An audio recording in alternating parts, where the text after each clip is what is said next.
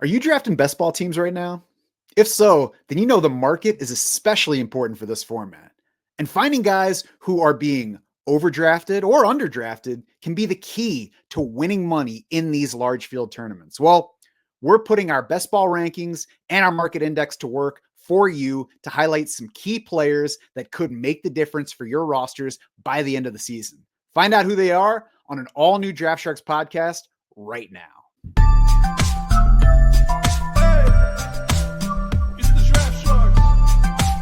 Matt Schaff and Jared Smola of DraftSharks.com ready to get back to some best ball drafting right now. Jared, we've spent a lot of time focusing over the past, month and a half on the rookie class and framing that specifically within Dynasty. And of course, it makes sense. Like that's the time of year it is. But we've certainly also been doing best ball drafts since the beginning of the year, before the NFL draft, and those have all fired up in their post-draft version now. The newest Best Ball Mania, of course, on Underdog is live right now. That's the ADP that is powering our ADP market index on DraftSharks.com. So you can check and see our rankings versus what the market is doing in that format. Try to find some values, try to find some guys that are overvalued. That's what we're going to be focusing on here.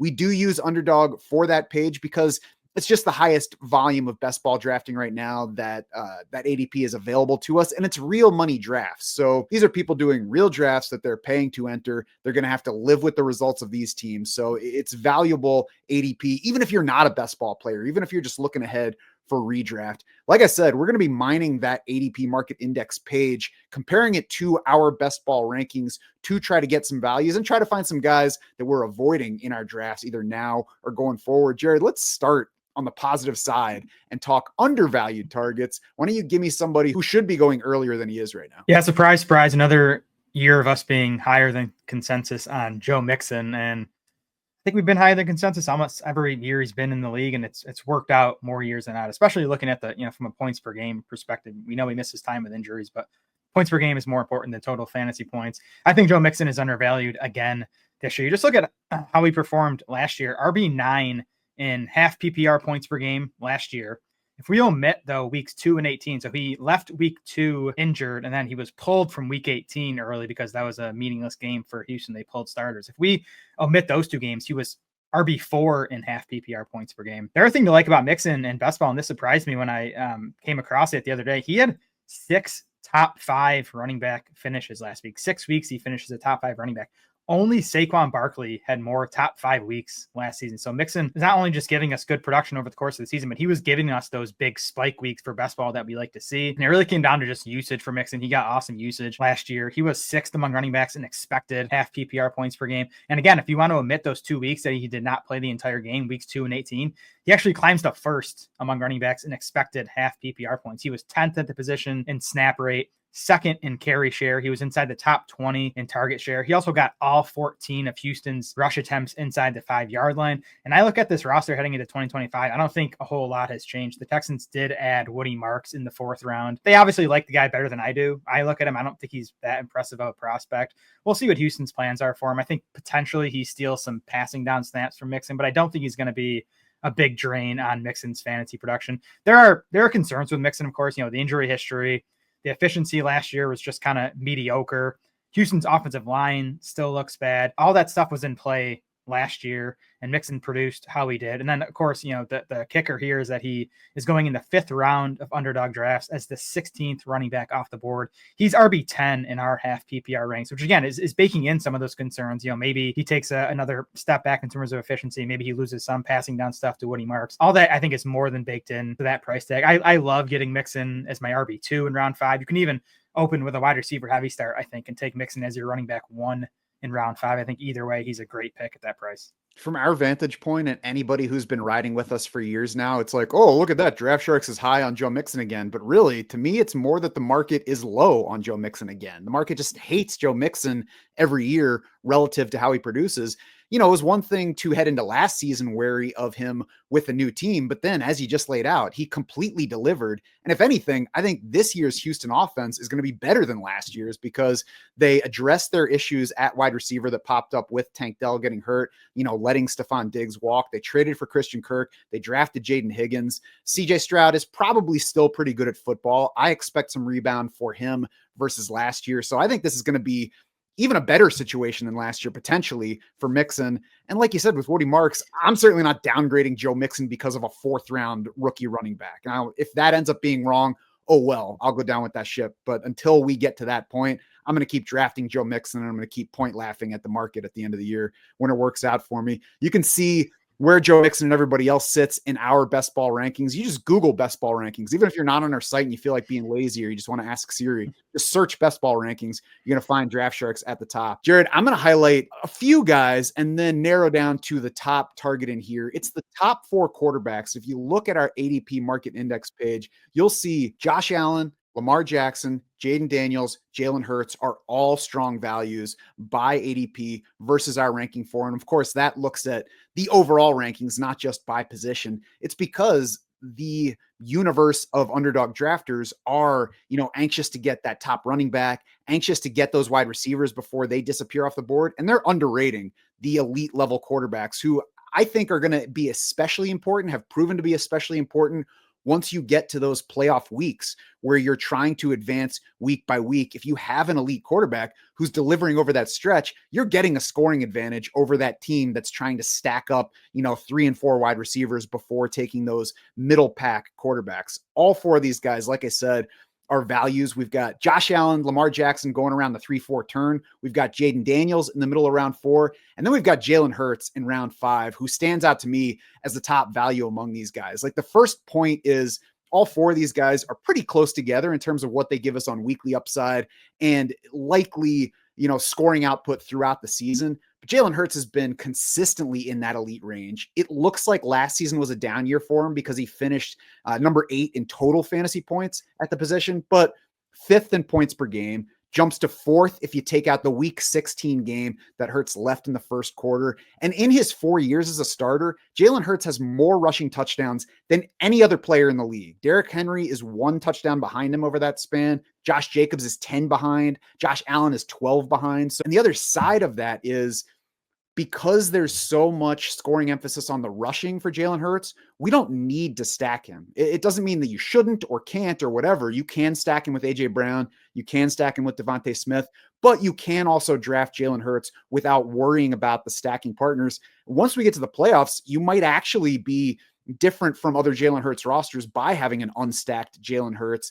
That certainly can still work out. Maybe you stack him with Saquon Barkley or Will Shipley and just kind of bet on the overall Philly offense scoring touchdowns. But I think Jalen Hurts is a very good value at quarterback right now. Yeah, me too. You go to our quarterback rankings page, which now has tiers right on there. You're going to find, Hurts is our quarterback 4, but he's in the same tier as those top 3 guys. And I do think that makes him the best value among the 4. I'm also with you on all 4 of these guys being undervalued, as the ADP market index page would tell you they are. And last year's production would tell you these guys are undervalued. Hayden Winks of Underdog recently posted his fantasy points over replacement finishes for last season. Basically looks at, what these guys scored on a per week basis compared to the worst player at their position. So at the quarterback position, we're looking at how these guys scored weekly versus the quarterback 12. And then he, adds up all those numbers. And it's a way to compare players across positions, which guys were most valuable across positions.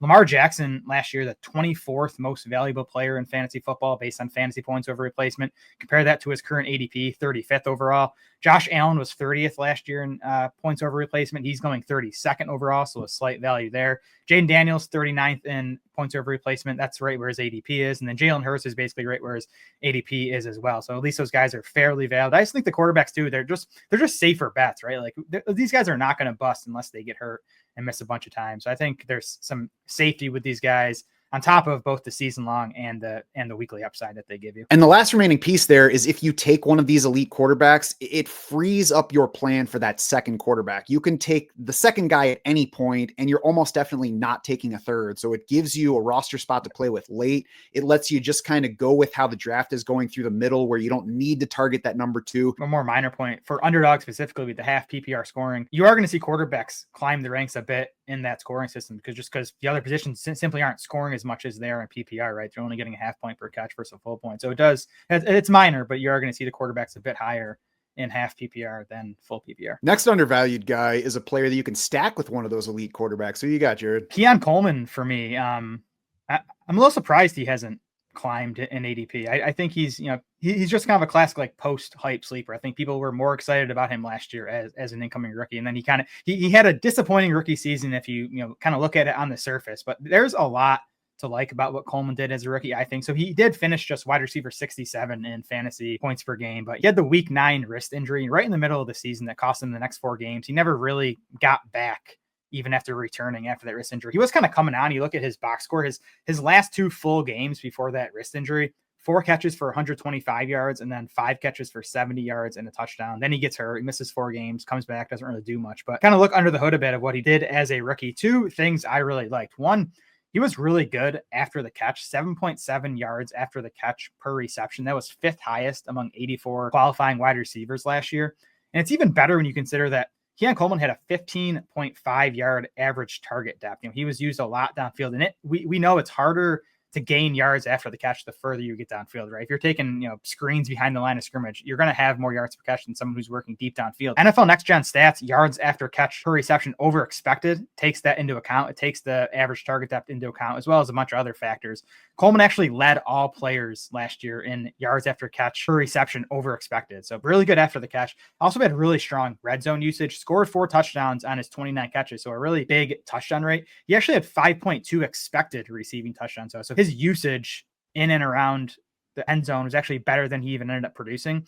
Coleman led the Bills in both red zone targets and end zone targets last year. He has that big bodied receiver, so it makes sense that he's going to get a lot of work near the end zone. I mean, you look at what the Bills did this offseason. They basically just swapped out Amari Cooper out, Josh Palmer, and that's basically all they did in the wide receiver course. That to me is a vote of confidence for Keon Coleman, a guy that they spent an early 2nd round pick on last season. I think they expect him to make a jump in year 2. And again, for an 11th round price tag, he is wide receiver 58 in ADP. We have him wide receiver 46 in our half PPR rankings. I think he's a big value with upside to, even beat where we have him ranked at wide receiver 46. I think he could finish, 10, 15 spots higher than that. Yeah, I'm not sure I agree with it being a vote of confidence for Keon Coleman because they did pay $15 million a year to Josh Palmer, but I do view Palmer more as an insurance option rather than this guy's really going to help our offense. So if you don't like Keon Coleman, you can take Josh Palmer. I think Josh Palmer is a limited player, and I'm going to take Keon Coleman. I think it's easy to overlook him right now because not only did Keon Coleman not do anything special for us as a rookie, but Khalil Shakir outperformed expectations. Dalton Kincaid is coming back from an injured season where there are probably more people who are like, yeah, I think Dalton Kincaid is going to do something. Plus the Josh Palmer signing. It's just easy to, look past Keon Coleman. But I agree with all the points you made on him. I love the upside on him. I love the price on him. And especially if I did take Josh Allen earlier in my draft, I love being able to stack him with this wide receiver who gets downfield, who is an end zone type of target, who could easily, have a big step up in year 2. So I love him as a draft target. I'm going to close out the undervalued section here with Alvin Kamara, who we've talked about before. I mean, going back to the What We Got Wrong show early this offseason. So before I get any further in that, he is 21st among running backs in Underdog ADP. He sits RB 16 in our best ball rankings, which are half PPR based, 10th in total points for this format last year, 7th in points per game. And, again, this is half PPR. So if you're playing somewhere that's full PPR, Kamara is going to be an even better contributor there. I do more of my drafting on drafters that is full PPR scoring, so he's certainly a target for me there. The competition for touches this year in that backfield look like they're going to be, barring some big change after this, Kendre Miller, the holdover from the past 2 seasons, who has yet to really do anything. Maybe it's injuries, maybe it's Dennis Allen, maybe both, we'll see. But he's still there. 6th round pick, Devin Neal. There were plenty of Devin Neal fans entering the draft, but the fact that Devin Neal lasted all the way to round 6 says that he needs to prove he's actually going to be a factor rather than us worrying about any potential impact on Kamara. We'll see what the quarterback situation means in New Orleans, but it's certainly not going to make Alvin Kamara less important to this offense that now they don't have their veteran quarterback and they have to figure out how to run an offense anyway.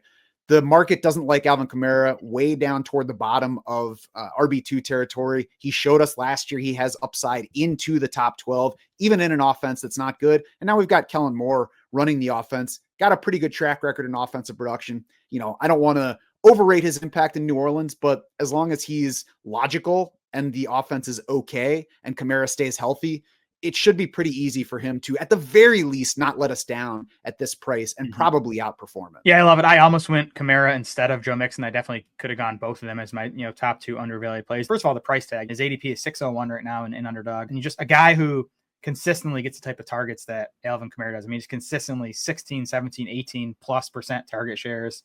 I would expect that to be the same in 2025. So I think it's a case where you can not take a running back in your first 4 picks. Take Joe Mixon in round 5, take Alvin Kamara in round 6. You're not going to win any awards for the prettiest looking roster, but I think it's going to score a lot of fantasy points. The awards don't come until the end of the season. And hey, you can even do Mixon in round 4, Kamara in round 5, get ahead of those ADPs, make sure you get them, start with 3 wide receivers or Mixon, elite tight end in there. They make for nice starts to your best ball rosters. If you have an undervalued guy that you think we missed, let us know in the YouTube comments, tweet us at Draft Sharks, or let us know in the Draft Sharks subreddit. You can find the link for that in the show notes below. Maybe you want to yell at us about how we're wrong about some player that we did talk about here, like some people chose to do with my latest love sonnet for Isaiah Pacheco in our recent show. We'll absolutely take that kind of feedback as well. Send it on all the same channels. I will be happy to tell you individually just how wrong you are. It's really one of my favorite parts of the job. We're going to switch over now to the overvalued players. And the first guy, Jared, for me, ties back to the Alvin Kamara point because of where they're going in Underdog ADP, and it's Odunze. So Underdog ADP, wide receiver 35. He is 64.7 overall in Underdog drafts right now. Draft Sharks ranking wide receiver 36, 71st overall. So those numbers don't seem so far apart. It seems like we just kind of value him the same. The issue for me is how all of the wide receivers are getting pushed up on Underdog, and I think that is making Odunze go a bit too early, just relative to the whole player pool. So let's bring that back out a little bit now.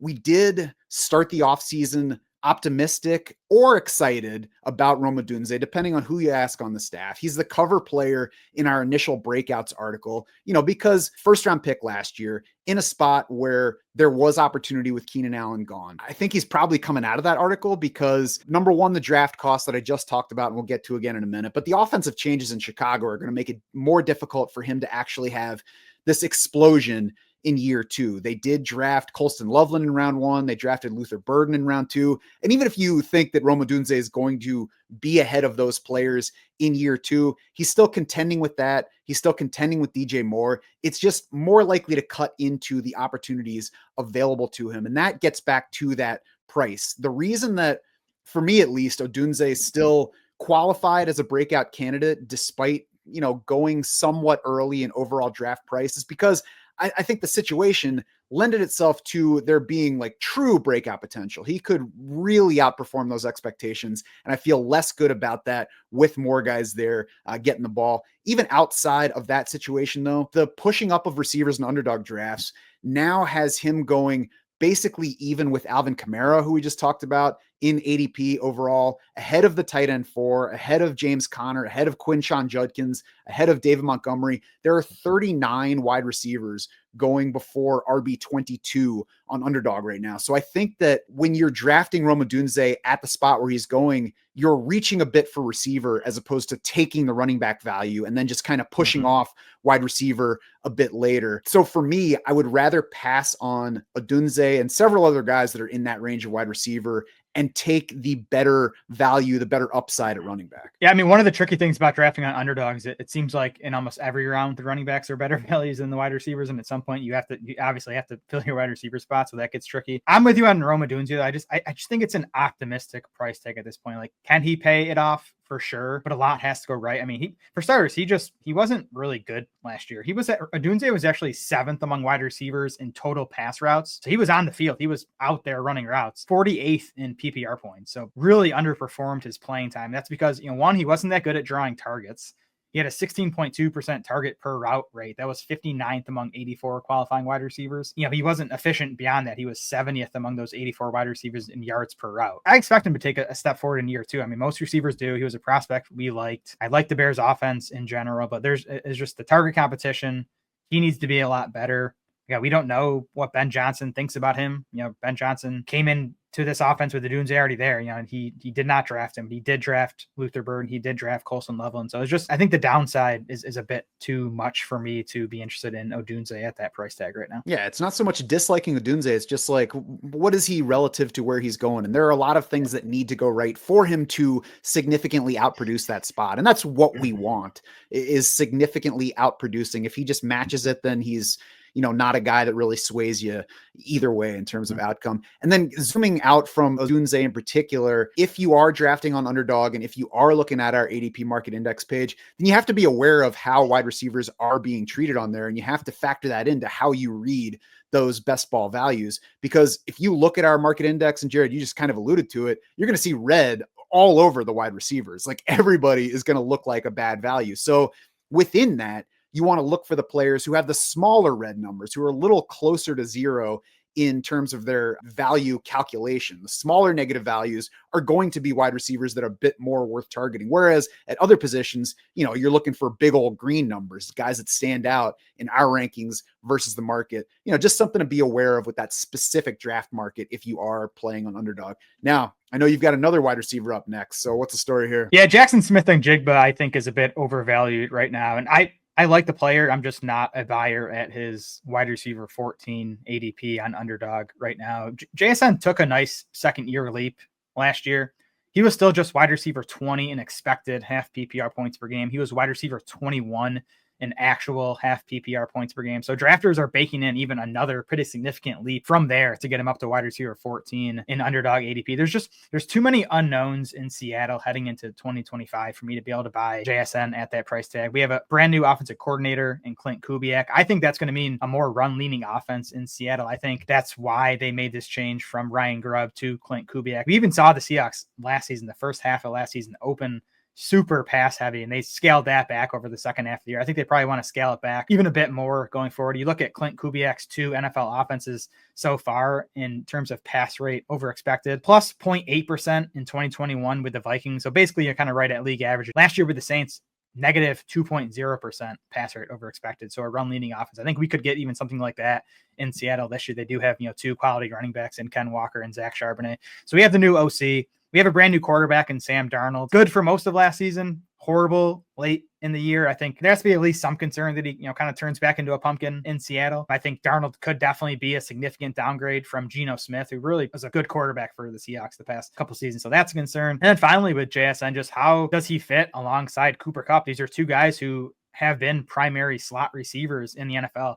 77% of Jaxon Smith-Njigba's routes over the last 2 seasons have come from the slot. 70% of his half PPR points have come from the slot. Is he going to play the slot as much? I would doubt it. I think he's going to play at least a bit more on the outside. Maybe he'll be primarily an outside receiver this year, but kind of have to see what Kubiak's plans are for these guys. But that's just another concern for me with JSN. I think he can be fine on the outside, but I think I'd rather have him running most of his routes from the slot. So wide receiver 14, just too rich for me with all those concerns factored in. I like the player. I like the year 2 leap he took. I agree with you. I don't like the price. So if I'm drafting in a full PPR format, I don't want to totally fade him. I want to have him on some rosters, but definitely a player I'm fading overall that I will be below market on across best ball formats, no more than a smattering of exposures, really, for all the aspects that you mentioned. Even if Sam Darnold doesn't turn back into, like pre-San Francisco Sam Darnold, is he really a quarterback who's going to maximize the scoring efficiency for Jaxon Smith-Njigba?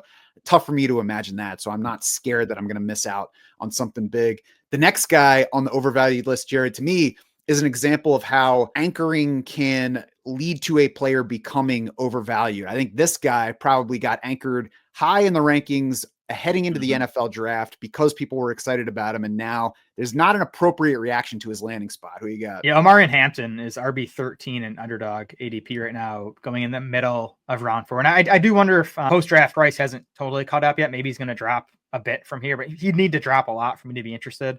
He's RB23 in our half PPR rankings right now. So he's a minus 30 on our ADP market index. So, basically what's that? 2.5 rounds overvalued. I think RB13 is pretty dang close to his ceiling. Najee Harris he's going to be involved to some extent. I know he's not a popular name. He's not a great back, but he's just a reliable NFL player that coaches like. It wasn't a big deal he got, but they went out and signed him. He's going to be involved. We'll see to what extent. It could even be something like a 50-50 split to start the season. Maybe it's 60-40 by halfway through the season, but Hampton's going to need a much bigger slice of the pie to pay off the RB13 ADP. Another thing here is, I still like the landing spot for Hampton longer term. You like being tied to Justin Herbert. You like an offense that likes to run the ball under Jim Harbaugh and Greg Roman, but you do look at how Harbaugh and Roman have been together for 5 NFL seasons. Here's where those 5 teams have ranked in total running back fantasy points: 20th, 18th, 18th, 29th, and 25th.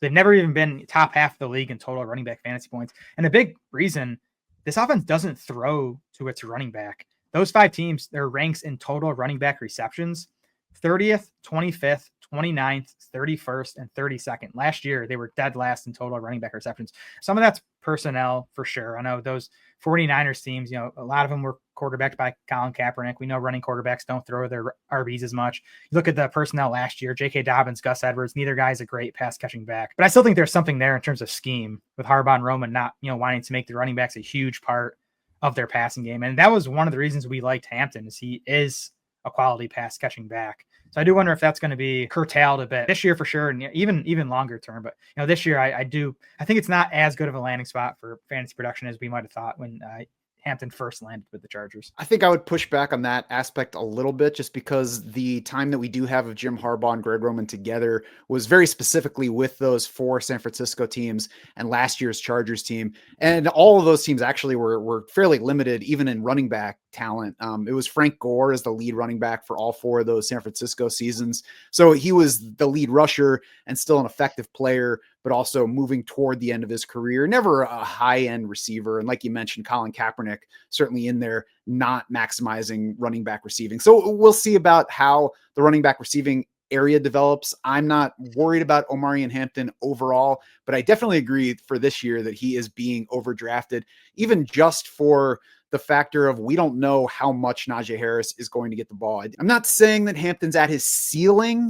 Maybe he's just that much better than Harris and they give him the ball right away. And maybe he does even climb into RB1 territory, but the market is drafting him optimistically right now, if not at ceiling. Optimistically, if he were going more like where we have him ranked in our best ball half PPR rankings at RB23, I'd be in at that point, because I think there's upside beyond that. And I think, it's kind of an appropriate expectation level that I wouldn't be surprised if he outperforms. But all of the unknowns, I said what I said about the San Francisco situation, but that's also all we have to go on. So maybe the thing that you just mentioned is true. Maybe they don't want to throw the ball a whole lot to the running backs, and maybe it does play out that way. So all the uncertainty would make me hesitant to jump on Hampton at value, especially with the other running backs in the same area or beyond that we've already talked about as being undervalued and as being proven NFL contributors and fantasy factors. I'm going to close this out with a running back going even higher, and it is Jahmyr Gibbs, who is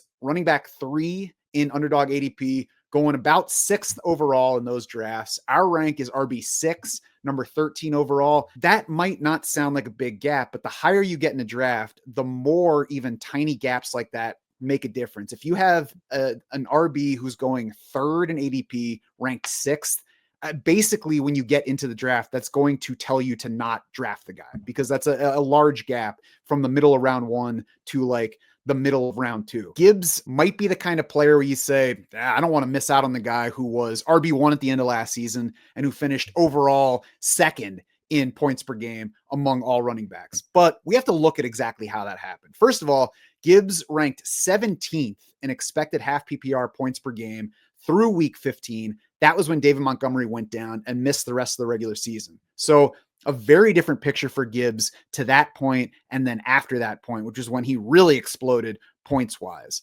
He's the type of player that I think we should expect to outperform that expected points level, perennially going forward. But if we get anything close to that pre-injury for Montgomery work split, Gibbs is going to have to dramatically outperform expectation just to get close to the level where we're drafting him at this point. That brings us to the question of what that work split looks like this year.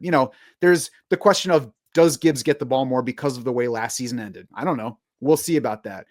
There's an extra question here because they're changing OCs. It's not Ben Johnson after the past 3 seasons. It's now John Morton, who has one previous season as an NFL offensive coordinator. So I don't know what the work split's going to look like. I don't know what the offense on whole is going to look like. And, granted, that kind of question could leave room for players to be values, but the more questions you stack up for a guy going in the middle of round 1, the more risk he's going to carry. The last part here is, even if the Lions remain terrific on offense, they're probably not going to score as many touchdowns as they did last year. So they led the league in scoring last year. They scored 68 total offensive touchdowns. Even if you look at the previous 2 seasons with Ben Johnson as OC, when they were a terrific offense and scored a ton of points, they ranked 5th in scoring each of those previous 2 years. They scored 57 touchdowns in 2023. They scored 52 touchdowns in 2022. So even that high-level offense scored 11 and 16 fewer touchdowns the previous 2 years. That's obviously going to trickle down to everybody in the offense.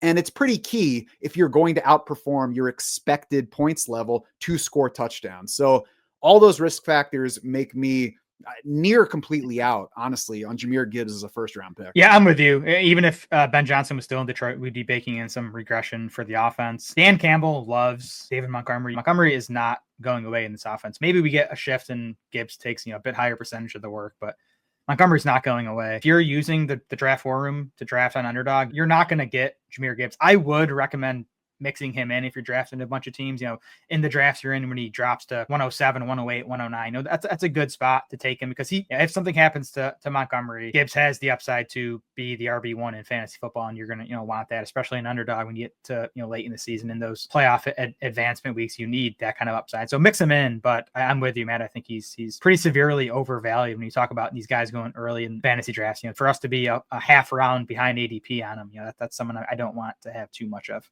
Yeah, and even outside of Gibbs, if you see players falling well past ADP, that's a good time to just go ahead and take a shot on those guys to get some exposure to them, because we're obviously not going to be right about every single player. And especially, like you said, in that format where you get to the playoffs and you're just looking to advance. A guy could disappoint for the season and then be the reason that you get from week 15 to week 16. So you don't want to be completely out on really anybody up in those early rounds, but I'm close to that level for Gibbs, and especially outside of the playoff week formats, not a guy that I'm targeting. You can find our best ball rankings and the best ball ADP market index on draftsharks.com right now. Even if you want to just be lazy about it, Google best ball rankings, Google best ball ADP. You're going to find those things right up at the top of those pages. Once you're there, you can also sync your Underdog drafts on draftsharks.com to get your exclusive best ball draft war room. It's got best ball factor built in. It's got best ball scoring values